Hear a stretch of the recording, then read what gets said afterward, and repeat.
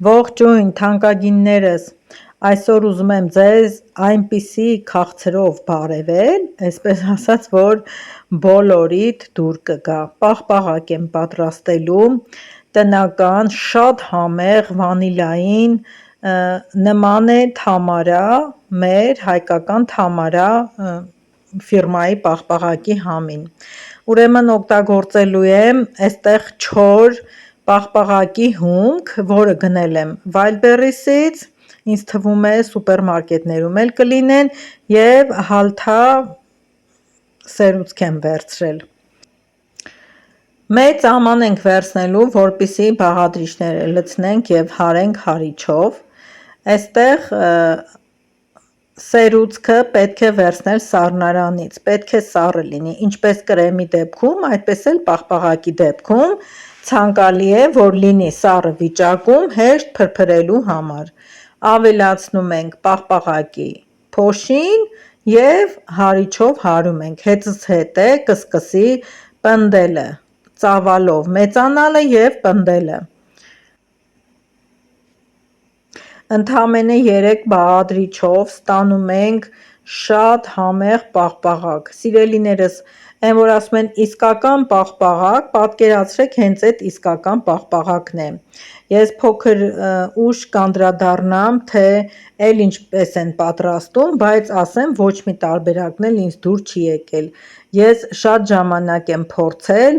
բայց հասկացել եմ, որ դա պաղպաղակ չէ։ Չեմ կարող երեխաներին համոզել, որպես պաղպաղակ ուտեն իմ պատրաստածը։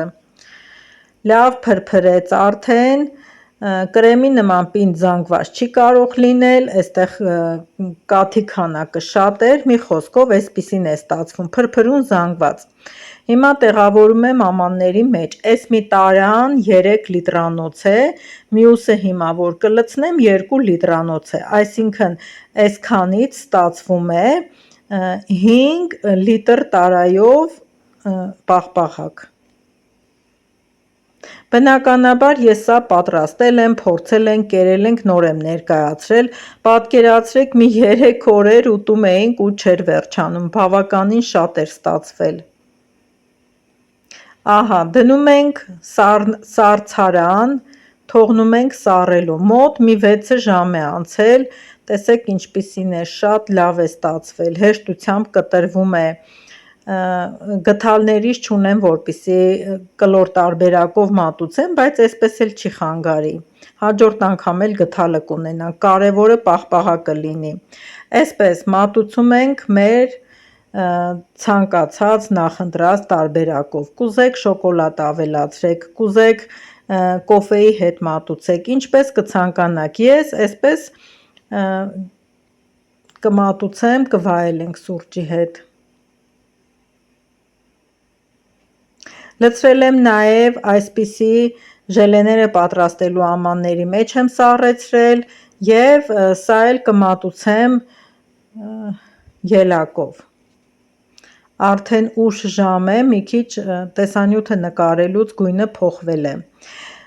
Մի խոսքով վստահեք և պատրաստեք։ Սիրելիներս, շատ տեղեր եմ տենում, որ սերուցքը հարում են, խտացրած կաթ են ավելացնում, դնում են սառցարան սառում է ու ներկայացնում են, թե դա պաղպաղակ է։ Ոչ, դա ընդամենը սառած կրեմ է։ Ես ինքս հենց այդ տարբերակը փորձել եմ, բավականին խիտ է ստացվում, մի տեսակ, չգիտեմ, պաղպաղակ չի, ուղղակի քաղցր սառը ինչ-որ բան է լինում և հետևից էլ բավականին շատ ջուր է հարկավոր լինում։ Հիմա այս տարբերակը ես բավականին փորձեր եմ արել, դեռ անցյալ տարվանից գնել էի Wildberries-ից 6 տուփ այս պաղպաղակի փոշիներից և անընդհատ փորձեր էի կատարում։ Ի վերջո ես վերջնական բաղադրատոմսը գտա, պատրաստեցի, բոլորը հավանեցի, նոր ձեզ ներկայացրեցի։ Այս ամբողջ հումքի մեջ կարող եք նաև մի սուրճի բաժակ էլ ջուր ավելացնել, այդ ջուրն էլ օգնում է ավելի շուտ սառելուն և ավելի ուշ հալվելու համար։ Վստահեք սիրելիներս և դուք էլ փորձեք ու կհամոզվեք, իրական պաղպաղակի բաղադրատոմս է, արտիկուլը կդնեմ նաև տեսանյութի ներքևում։ Անչափ շնորհակալ եմ, որ դիտեցիք, ովքեր բաժանորդագրված չեն, թող բաժանորդագրվեն, որպեսզի իմ համեղ տեսանյութերից օգտվեն։ Կարծում եմ օգտակար տեսանյութ է, կհանդիպենք հաջորդ նոր տեսանյութում։